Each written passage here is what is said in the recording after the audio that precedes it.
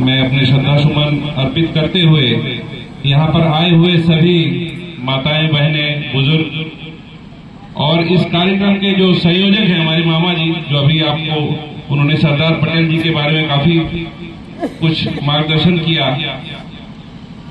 ऐसी बात हो रही थी 1 महीना पहले कि मैं काफी दिनों से दूल्हापुर नहीं आया और बात होते होते ये मैंने कह दिया कि मामा कुछ प्रोग्राम रख लो तो मैं आ जाऊं। मुझे नहीं पता था कि मामा जी इतना बड़ा प्रोग्राम रख लेंगे।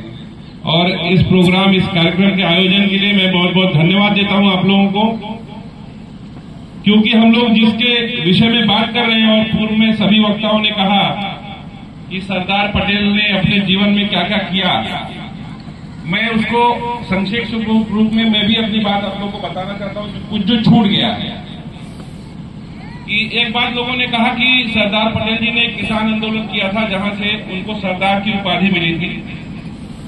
वो 1928 में हुआ था बारडोली का आंदोलन।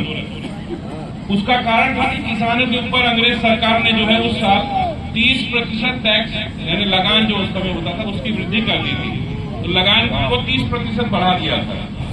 इसी का विरोध करने के लिए सारे किसान जाके और उन सारे किसान समाज का नेतृत्व जो है वो सरदार पटेल जी ने किया और वो आंदोलन कई वर्षों तक चला और इतना सफल रहा कि सरकार को झुकना पड़ा और 28% जो 30% वृद्धि की थी उसको काट के फिर 6% पे आ गया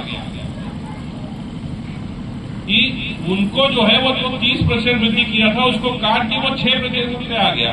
तब वहां के माताएं बहनों ने उन्होंने कहा कि ये आप हमारे अगुआ हो, आपको सरदार की उपाधि हम लोग देते हैं। मैं इस बात से जोर इसलिए दे रहा हूं कि हम लोग किसान परिवार से आते हैं और भारत में 75% जो आबादी है वो किसान है। तो आप लोग जो उनके जीवन से हमको सीख लेना चाहिए उसके विषय में ध्यान दीजिए। राजनीति का बात अलग होता है, अलग मंच है। ये चिंतन शिविर इसीलिए है कि उनके जीवन से हमको क्या क्या सीखना चाहिए।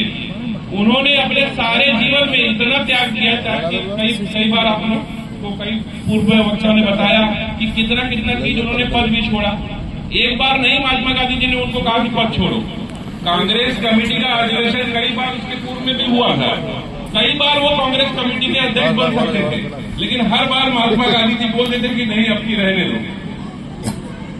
हर बार ऐसा ही एक वाक्य था 1917 में, जब वो म्युनिसिपल बोर्ड के अहमदाबाद में म्युनिसिपल बोर्ड में वो चुने गए और उनको जो है जो सैनिटाइजेशन कमेटी यानी जो सफाई कमेटी है उसका अध्यक्ष बनाया गया।